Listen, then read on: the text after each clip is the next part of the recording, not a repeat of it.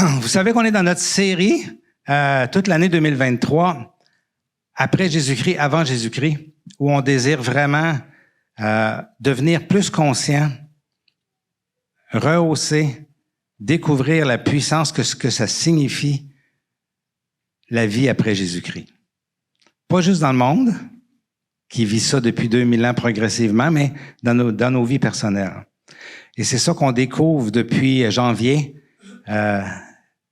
la différence qu'il y a entre avant Jésus-Christ et après Jésus-Christ. Alors, on a vu toutes sortes de sujets à date. On a parlé de l'amour avant Jésus-Christ, après Jésus-Christ et de plein d'autres choses. Ce matin, j'avais à cœur d'apporter ce sujet-là, la paix après Jésus-Christ. C'est important la paix, vous pensez? C'est important la paix, hein? C'est important dans notre cœur. C'est important dans notre famille. C'est important dans notre village, dans notre pays et dans le monde entier, hein? C'est quelque chose que tout le monde recherche.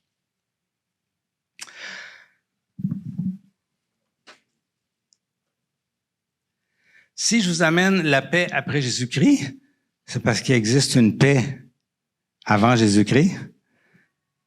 Autrement dit, c'est qu'il existe une paix sans Jésus-Christ, puis une paix avec Jésus-Christ, hein?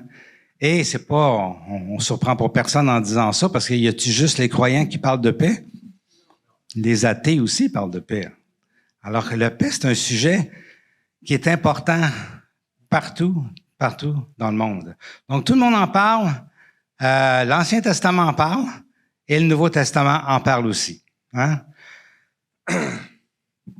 Alors, je me suis dit souvent dans les prêches, quand j'écoutais des prêches, puis je visitais des églises au début de ma vie chrétienne, c'était pareil. Souvent, on apporte une définition de ce qu'on veut parler dans le dictionnaire. Alors, j'ai voulu ce matin vous apporter la définition la plus actuelle qui a pu exister, non pas dans le dictionnaire, mais dans des plateformes plus modernes.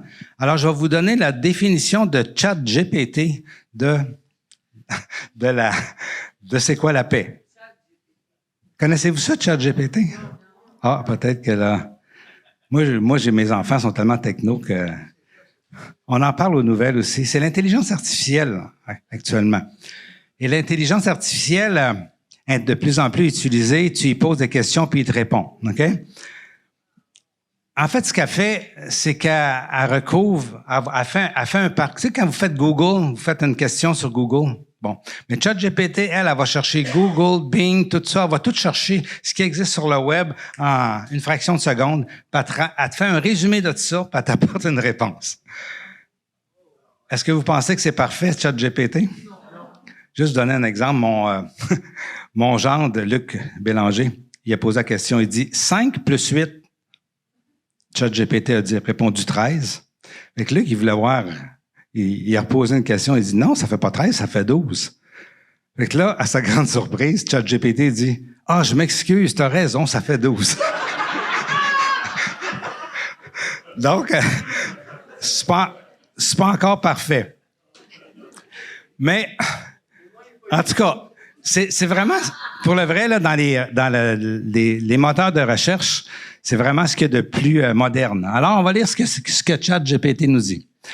Ça dit la paix est un état de tranquillité, d'harmonie, d'équilibre dans lequel il n'y a pas de conflit ou de violence, que ce soit au niveau individuel, social ou politique. Cela implique souvent la résolution pacifique des conflits, la coopération et la compréhension mutuelle entre les personnes ou les nations. La paix est considérée comme un objectif fondamental et souhaitable dans de nombreuses cultures et traditions et est souvent considéré comme un prérequis pour le bien-être et le progrès de la société. C'est pas si pire, hein? Ça, tu fais juste écrire sur ChatGPT, donne-moi une définition de la paix, puis tu sors ça. C'est vraiment pas pire comme plateforme. J'ai dit, c'est un bon moyen de commencer, étant donné que tout le monde recherche la paix, alors il faut aller chercher qu'est-ce que le monde dise sur la paix. Et ça, c'est un petit résumé de ce qui se dit un peu partout dans le monde. Donc, individuel, social, politique. Hein? La paix, ça recouvre beaucoup de choses. Mais ce qui est le plus recherché, bien entendu, par les êtres humains, c'est la paix intérieure. Hein? Puis en fait, la paix intérieure va souvent dépendre de ce qui se passe au niveau de la paix mondiale, au niveau de la paix de la société, de la paix familiale, de la paix au travail, de la paix partout autour de nous autres. Fait que toutes les paix nous influencent. Mais ce qu'on recherche, là, dans le fond, là, c'est d'être en paix dans notre cœur, n'est-ce pas? Donc, même si on vit dans un contexte pas facile aujourd'hui, OK? L'être humain a besoin de paix. Et ce qui est intéressant, c'est que non seulement aussitôt que la paix se brise autour de nous, ça nous enlève notre paix, mais lorsque tout va bien autour de nous, lorsque tout est parfait, souvent, l'être humain n'est pas en paix quand même. Lorsque son contexte est parfait, souvent l'être humain, il va pas bien. Puis il y a plein de tragédies qu'on voit autour de nous autres, hein, que ce soit des décès, des familles brisées, toutes sortes de choses. Bon. Puis on se dit, le contexte, il y en a pas de contexte. Moi, je questionne beaucoup à la clinique. Ah, merci, ça va me faire du bien. Moi, je questionne beaucoup les gens à la clinique pour savoir, essayer de trouver les contextes de ce qu'ils vivent. Puis, des fois, il n'y en a pas de contexte. Ils disent, il y avait rien qui allait pas. Mais je suis tombé en dépression, j'ai voulu me suicider, j'ai vécu des bris de relations. Parce qu'il y a quelque chose en dedans. Ce qui influence et qui brise notre paix, c'est pas juste ce qui vient de l'extérieur, c'est aussi ce qui vient d'en dedans.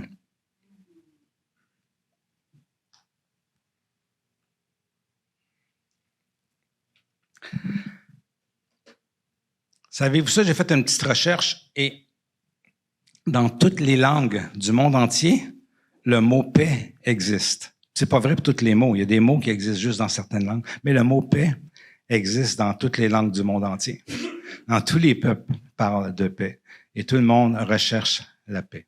Et il y a certains langages, même comme le japonais, où c'est comme l'amour. Hein? L'amour, des fois, il y a certaines langues qui ont plusieurs mots qui donnent différents aspects de ce mot-là. Mais la paix, les Japonais, eux autres, ils ont 2 mots pour parler de la paix. Il y a plusieurs langues que c'est comme ça. Avez-vous déjà entendu parler du prix Nobel de la paix? Hein, tout le monde sait c'est quoi le prix Nobel de la paix. Parce que chaque fois qu'on entend le mot paix, ça nous fait du bien. Ça nous attire. On a tellement besoin de la paix. Hein? C'est intéressant de voir que le prix Nobel de la paix a été débuté par une fondation qui a été la richesse finalement d'un homme qui a inventé la dynamite, Alfred Nobel, et qui a eu à cœur de pouvoir faire quelque chose avec son argent qui apporterait quelque chose de mieux à la société que ce que son invention avait apporté, parce qu'il voyait qu'on utilisait son invention, la dynamite, pour faire la guerre et pour détruire autour d'eux. Alors, il a fait une fondation et dans cette fondation-là, il y a plusieurs prix Nobel, mais le premier qui a ressorti, c'est celui de la paix. Il avait vraiment à cœur que ce prix récompenserait la personne qui aura le plus ou le mieux contribué au rapprochement des peuples, à la suppression ou à la réduction des armées permanentes et à la tenue et à la promotion de congrès de paix. Amen. Savez-vous, c'est qui a eu le premier prix Nobel de la paix? C'est l'homme qui a fondé la Croix-Rouge. 1901. Et depuis ce temps-là, il y a des gens qui qui reçoivent des prix Nobel régulièrement, des personnes qui font une différence dans le monde. Je vais vous donner juste quelques citations intéressantes de prix Nobel, des gens qui ont eu des prix Nobel. Hein. Adolfo Pérez, en 1980, il dit « La paix, c'est le respect des différences ». Le Dalai Lama, en 1989, il avait eu le prix Nobel de la paix. Il dit « La paix est la seule voie pour un avenir meilleur pour l'humanité ».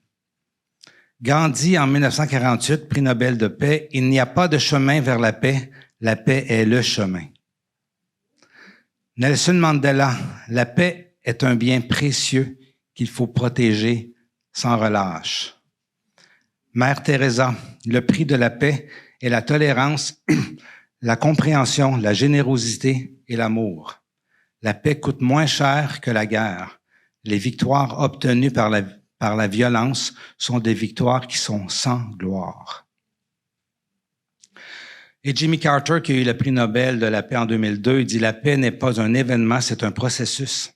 C'est une question de confiance, de dialogue, de respect mutuel et de compréhension. » Plusieurs politiciens aussi, quand tu es en charge d'un pays, tu n'es pas en paix souvent. Et on dit des citations sur la paix. L'ancien premier ministre de l'Inde, il dit « La guerre ne peut jamais être gagnée par la victoire. Elle ne se termine que par la compréhension mutuelle et la conciliation. » Ronald Reagan, il dit « La paix, ce n'est pas l'absence de conflit, mais la capacité à gérer les conflits par des moyens pacifiques. » Roosevelt, qui est un croyant, il dit « La paix, un président des États-Unis croyant, il dit « La paix n'est pas seulement un objectif, mais un moyen de parvenir à cet objectif. Nous devons tous être des artisans de paix. » Jacques Chirac, en France, la paix est une œuvre d'art. C'est qui est un artiste plutôt. Il dit c'est l'œuvre la plus difficile de l'artiste. Georges Clemenceau, la paix est plus précieuse que toutes les victoires possibles. Kennedy, la paix est un mur que nous construisons jour après jour et non pas une solution soudaine. Benito Juárez, la paix est le respect des droits de l'homme. George Washington, la paix n'est pas seulement meilleure que la guerre, mais infiniment plus productive. Et Barack Obama, la paix est un choix courageux qui nécessite un travail constant. Des penseurs, des philosophes, des athées là-dedans. Il y avait plein de citations pour la paix. Comme un japonais, Daisuke Ikeda, qui dit « La paix est la première condition pour que la nature et l'homme puissent s'épanouir. » Un autre philosophe, Spinoza, il dit « La paix n'est pas l'absence de guerre, c'est une vertu, un état d'esprit, une volonté de bienveillance, de confiance et de justice. » Albert Einstein, « La paix ne peut pas être maintenue par la force, elle ne peut être atteinte que par la compréhension. » Et finalement, François Mauriac, la paix, ce n'est pas seulement l'absence de guerre, c'est une vertu, une attitude de l'esprit, une disposition à la bienveillance, à la confiance et à la justice. Et bien entendu, tous ceux qui aiment ça écouter des films et lire des livres et tout ça, ils pourraient nous dire des centaines de phrases qui tournent autour de la paix. Parce que on veut la paix. On a besoin de paix. On cherche la paix. On désire la paix. Ça, c'est l'être humain. J'ai fait une recherche, puis le mot paix se retrouve sur le web 15 500 000 fois. Au pire, hein? Une approximation. Alors, pourquoi on ne retrouve pas la paix sur la terre, entre les nations, dans les milieux de travail, dans les familles, dans nos cœurs? C'est quoi le bug? Hein? Et bien entendu, le bug, on en parle chaque fois qu'on parle des bugs de l'humanité. Le bug, c'est toujours au lieu d'être centré sur notre prochain, à cause de l'insécurité que le péché a emmené dans nos vies, on est centré sur nous. On est en survie. On recherche notre sécurité, on recherche notre protection et on devient plus important que notre prochain. Et à cause de ça, même si on cherche la paix de tout notre cœur, nos réactions ne produisent pas la paix. Nos réactions, centrées sur nous-mêmes, produisent le contraire, souvent, de la paix. Même si on se force, même si on veut pas, il nous manque quelque chose. Ma mère, elle disait, j'étais pour dire, non seulement on n'est pas en paix entre nous-mêmes, mais soit qu'on est coupable d'avoir empiré les choses par nos réactions, ou on est frustré d'avoir obtenu une fausse paix en essayant d'acheter la paix. Et finalement, on n'atteint jamais la paix. Hein? Ma mère, elle disait, on peut-tu avoir la sainte paix? Ah oui? On était si gars une fille chez nous, hein? Fait que ma mère, des fois, elle disait, je peux-tu avoir la sainte paix? Jésus, il dit oui. Il dit la sainte paix, celle-là, oui. Vous pouvez l'avoir. Ça, je ne le savais pas quand ma mère disait ça. Mais ça a l'air que c'est possible. Je reviens sur une phrase que je vous ai lue, une citation de Gandhi que je vous ai lue tantôt. Gandhi, il dit, il n'y a pas de chemin vers la paix. La paix est le chemin. C'est beau, hein, comme citation. La paix est un chemin. Le problème, c'est que c'est un chemin inatteignable. Excuse, Ben. Elle n'est pas craquée.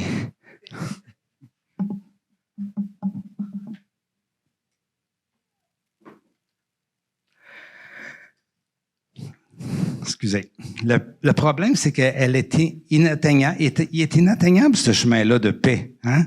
Je me souviens, ça prend un autre chemin pour nous emmener sur ce chemin-là. Hein? Et ce chemin-là, c'est quoi? C'est Jésus qui dit, je suis le chemin, la vérité et la vie. Hein?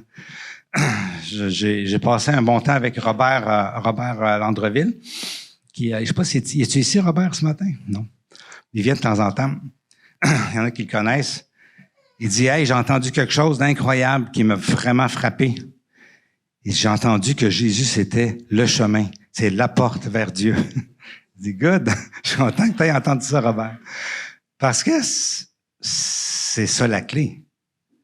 Je me souviens, on avait voyagé, on avait voulu prendre des vacances, puis aller à Blanc-Sablon, puis de Blanc-Sablon, prendre la route vers le bord de la mer, prendre un traversier et aller visiter Terre-Neuve, l'île de Terre-Neuve.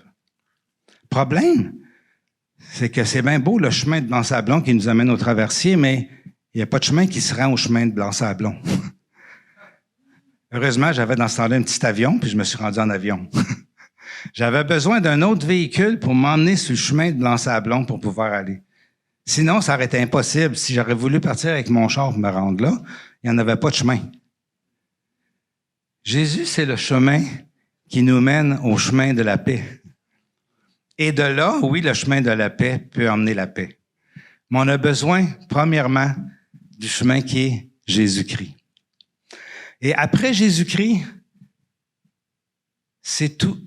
Le thème après Jésus-Christ, c'est que tout ce que l'homme espère de bon, OK, doit passer par le chemin de Jésus-Christ.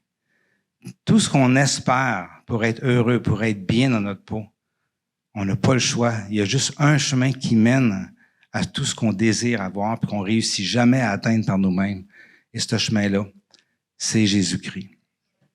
Donc oui, avec Jésus, c'est possible d'avoir la sainte paix. Jésus dit, il a dit à ses disciples, je vous laisse la paix. Mais il dit, je vous laisse pas n'importe quelle paix. Vous autres, vous parlez de paix sans arrêter. Moi, je vous en laisse une spéciale. Je vous donne ma paix. Amen. Je vous laisse la paix. Je vous donne ma paix. Une phrase puissante que j'entends depuis que je suis tout petit, depuis que je vais en messe, parce qu'à toutes les messes, cette phrase-là est dite. Ça fait partie là, de la messe.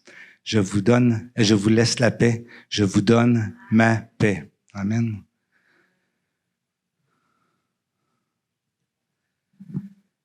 Quelle est cette paix qui est ma paix?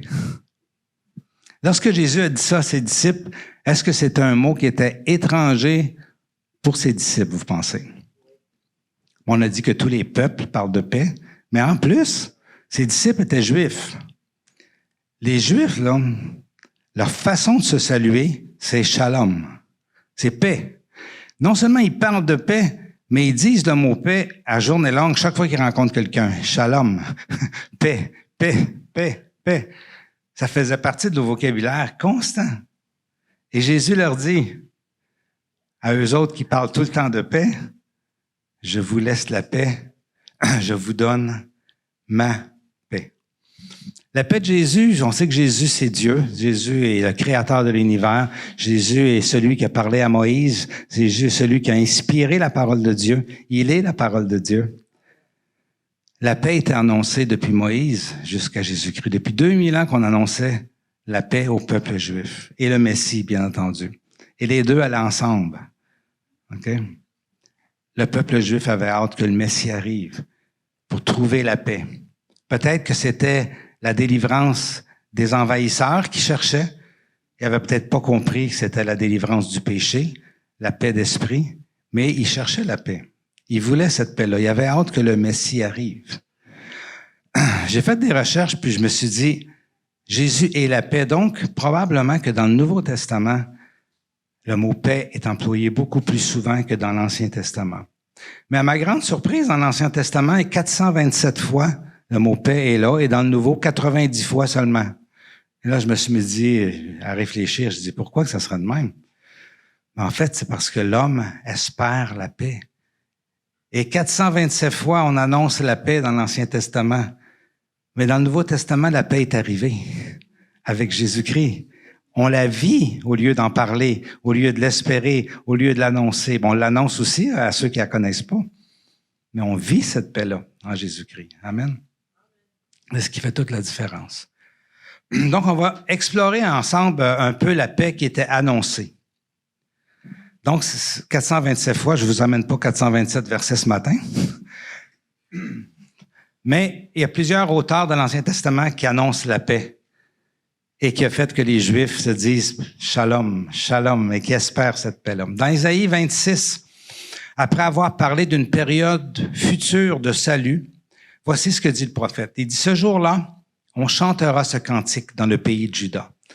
Nous avons une ville bien fortifiée, par ses murailles et son rempart. Un peu, il faut que j'enlève une patente qui est apparue ici. Là.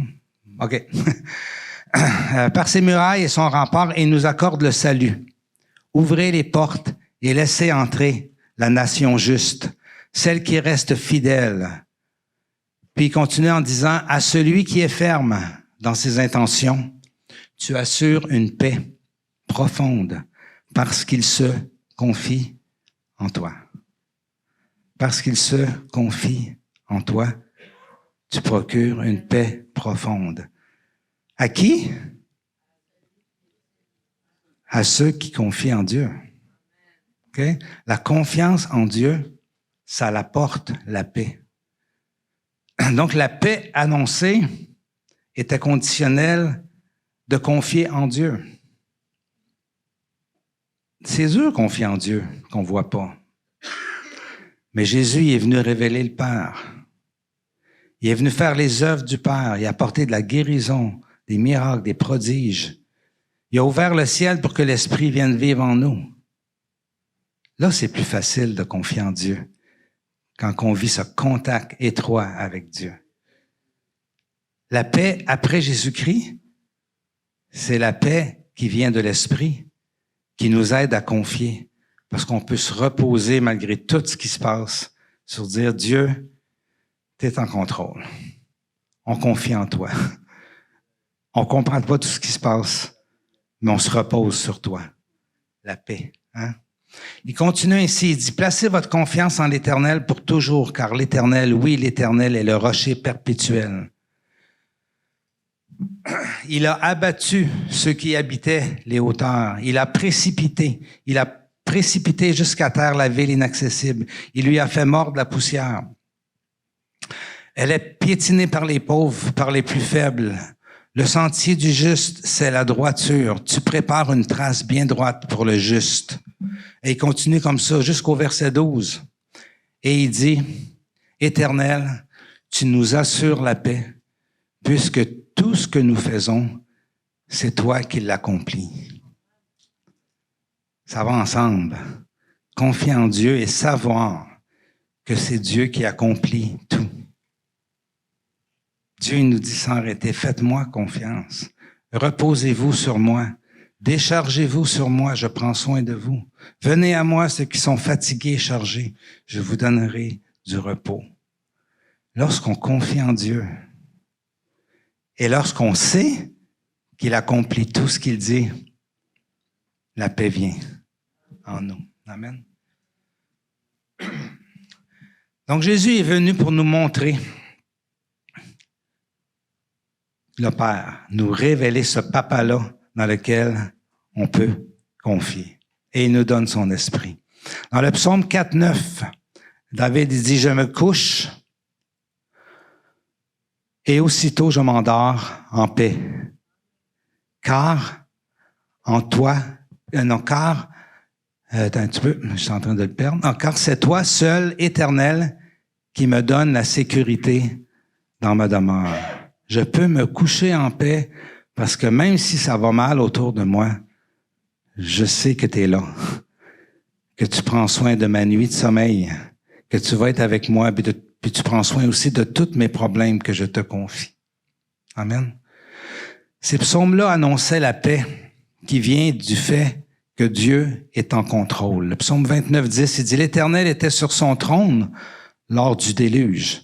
L'Éternel règne éternellement sur son trône. » Dieu était en paix parce qu'il sait ce qu'il fait. Et il est bon. Qui a profité de sa paix au déluge? C'était tous ceux qui ont rejeté Dieu? 8 personnes qui ont profité de la paix, qui étaient tranquilles dans le bateau pendant que le monde au complet était sous les eaux. Hein? Donc, la paix était pour Noé, qui savait que Dieu était en contrôle. C'est ce qui fait toute la différence. Psaume 29:11, « L'Éternel donne de la force à son peuple. L'Éternel bénit son peuple et lui procure la paix. » Donc, ce shalom, cette paix annoncée, allait venir de Dieu sur ceux qui sont son peuple. Hein? Maintenant, c'est qui son peuple? On a pensé, son peuple a pensé longtemps que Dieu était assez que le peuple était une famille, les descendants d'Abraham. Hein? C'était juste eux autres qui étaient le peuple. C'était qui le peuple de Dieu au temps de Noé? C'était Noé et sa famille.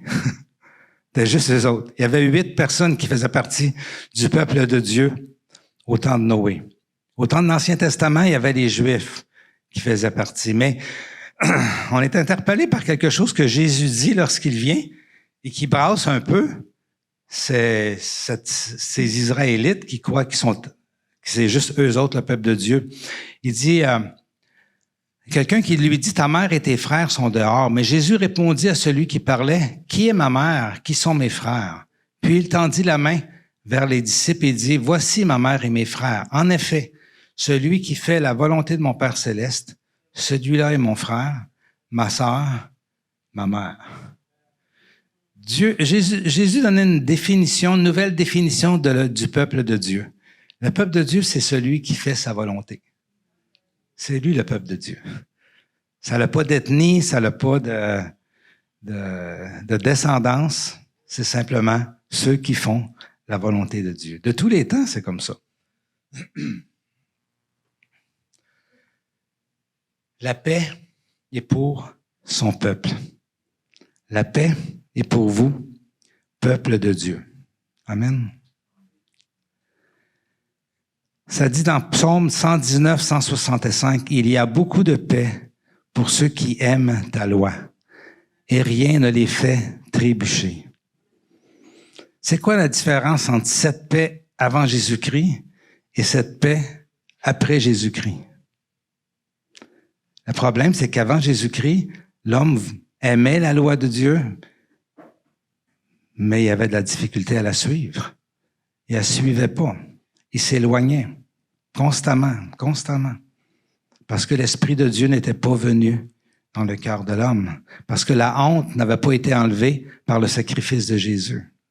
Après Jésus-Christ, c'est l'Esprit qui vient en nous et qui non seulement nous donne une identité de fils et de fille de Dieu, mais nous donne la capacité de suivre le chemin de Dieu.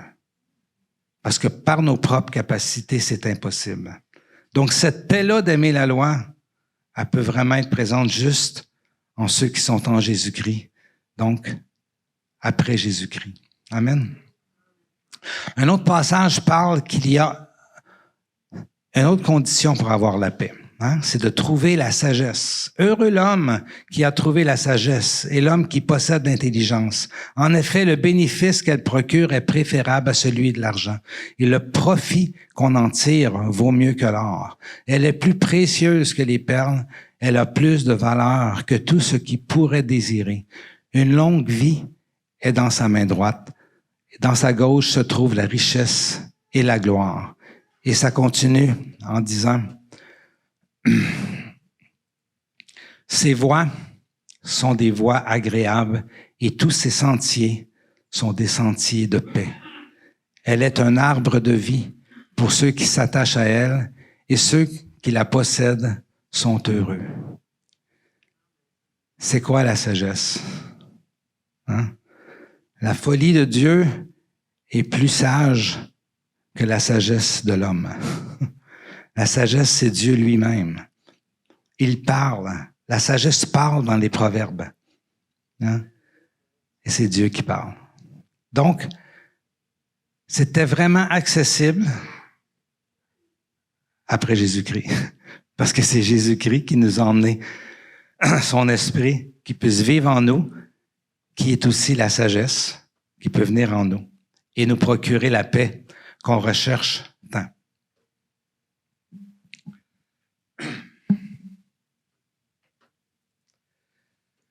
L'œuvre de la justice, ce sera la paix. Et le produit de son activité, ce sera la tranquillité. Et la sécurité pour toujours. Mon peuple habitera dans un domaine caractérisé par la paix. Amen. La paix, c'est la justice de Dieu. Et la justice de Dieu ne se trouve qu'en Dieu. OK? Au moment de la venue du Messie dans le monde, annoncé par le prophète Joël et qui est arrivé vraiment à la Pentecôte lorsque l'Esprit a été déversé sur le monde, on était rendu là. La paix, la vraie paix, était vraiment possible. Amen.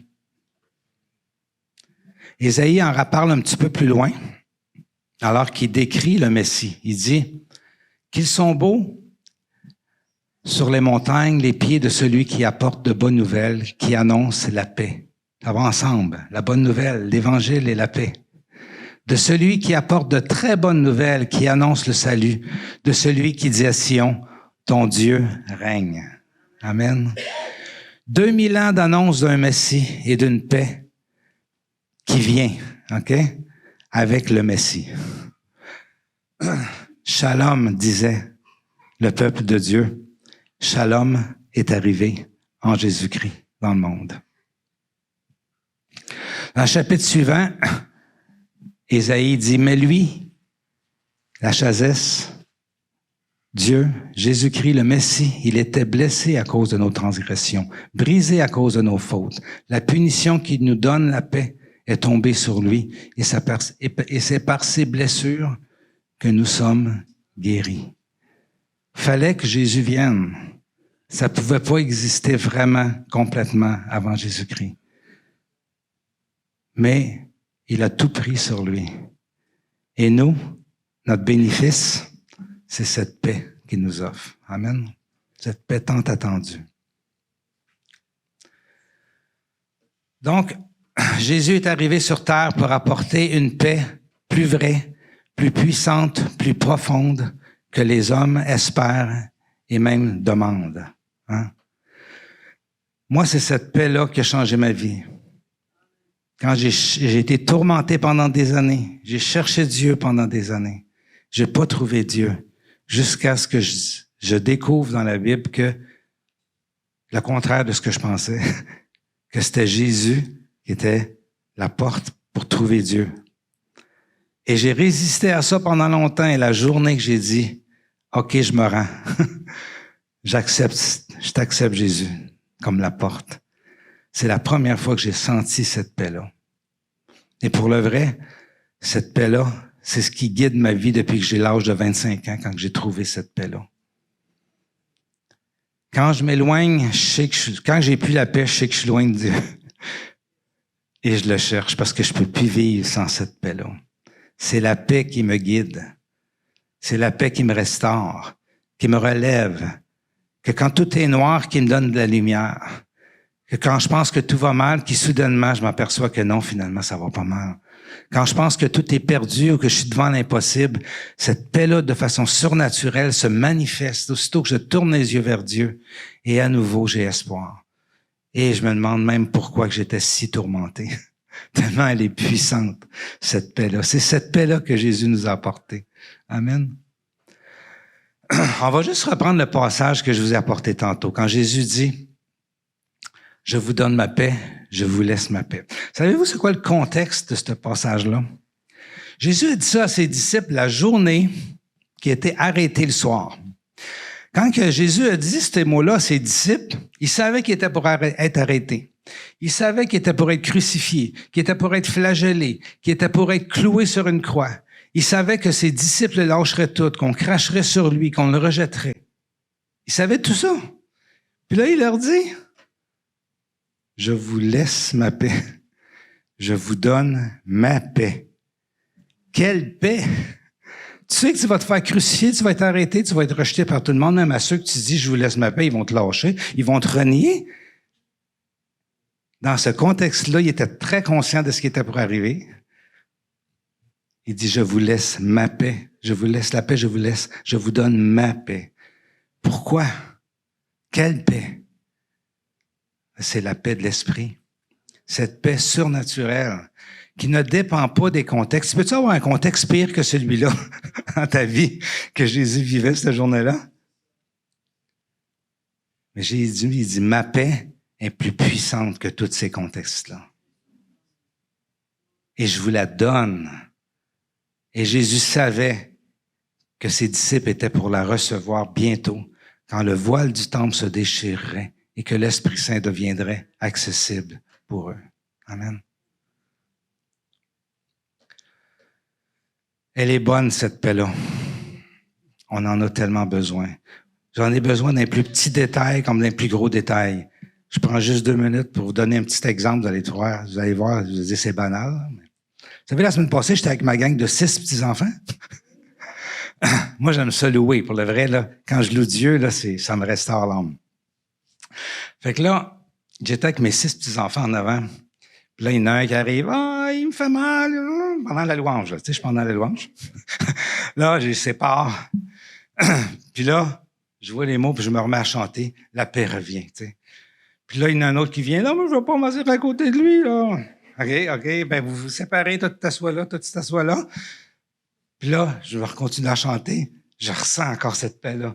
Puis là, ma petite fille Élie, elle se roule à terre. Là, je la ressis, j'essaie de la prendre sur moi. Non, je veux pas être sur toi. OK, je la laisse à terre. Puis là, je me remets à chanter. Puis la paix me réenvahit encore.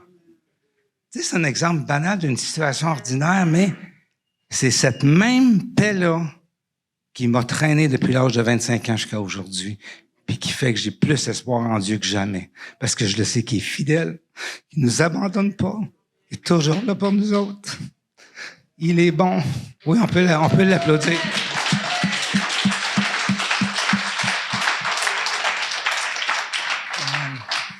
Oui, il est fidèle, il mérite l'applaudissement, il mérite nos cris de joie.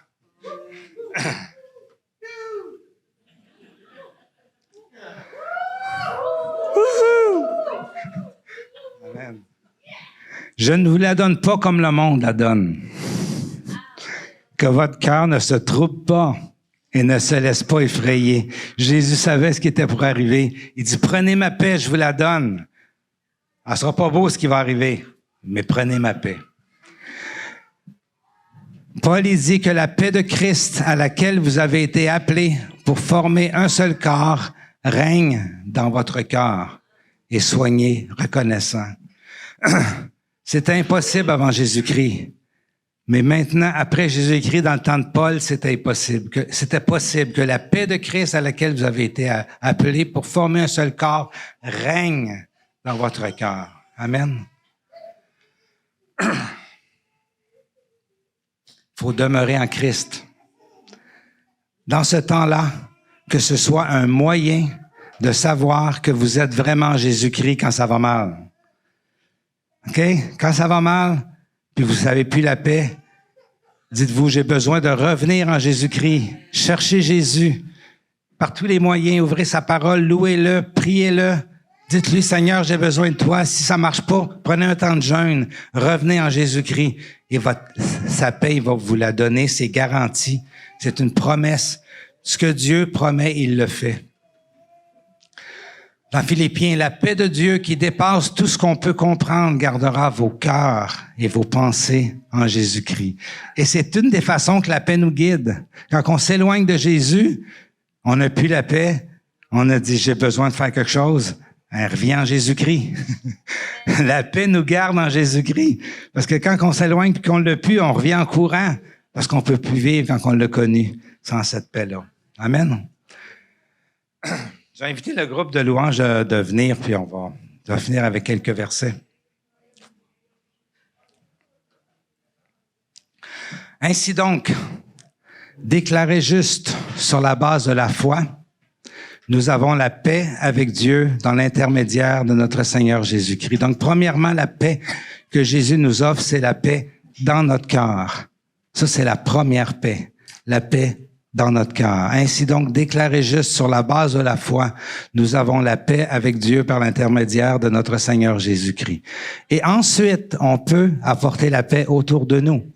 Et c'est pour ça qu'on peut dire, en effet, je vais sauter au verset qui dit « Pour le reste, frères et sœurs, soyez dans la joie, travaillez à vous perfectionner, encouragez-vous, vivez en plein accord dans la paix et le Dieu d'amour et de paix sera avec vous. » Amen. C'est possible parce que Dieu déverse sa paix dans notre cœur et on peut la déverser autour de nous.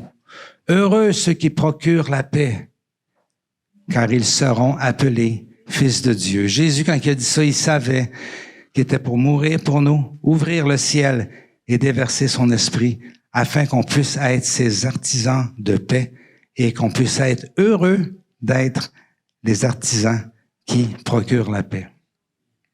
Ça pouvait arriver juste après Jésus-Christ.